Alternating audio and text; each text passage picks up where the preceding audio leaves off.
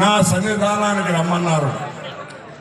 అందువల్ల స్వాములు 41 రోజు కూడా నిష్ట ఏ విధంగా చేయాలంటే వేళాకోళాలు ఆడుతా వెకిలిగా ఉండకూడదు. స్వామి మీరు దైవ స్వరూపులు, అయ్యప్ప స్వామి అంతో మీరు అంతే, మీకు మొక్కితే అయ్యప్ప స్వామి మొక్కినట్టే. అందువల్ల ప్రతి ఒక్కరు కూడా చాలా నిష్టగా నిష్కల్మషంగా ఆ యొక్క దీక్షా కార్యక్రమాన్ని పూర్తి చేయాలి. అప్పుడే ఆ మెట్టు మీద కాలు మోపడానికి అర్హత కలుగుతుంది.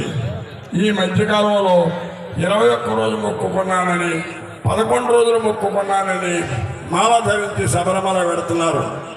తర్వాత బస్సులు వేసిన వాళ్ళు టిక్కెట్లు పూడక ఎవరి మేళ్ళలోనో తగిలించేసి తీసుకుపోతున్నారు. అది చాలా తప్పు. అటువంటి ప్రయాణాలు ఎప్పుడు చేయకండి. అది మనకి మేలు కంటే కీడు ఎక్కువ చేస్తుంది. చాలా మందిని నా 46 సంవత్సరాల దీక్షాంత మందిని చూశాను నేను. వారు శబరిమల దీక్ష చేసి అన్ని విధాలా నాశనమై కష్టాలు పడుతున్న వాళ్ళని చూశాను. కారణం తప్పులు చేయడం వల్ల. అందువల్ల దీక్ష చేయకపోయినా పర్వాలేదు, హ్యాపీగా శబరిమల వెళ్ళండి, అయ్యప్ప స్వామి దర్శనం చేసుకోండి.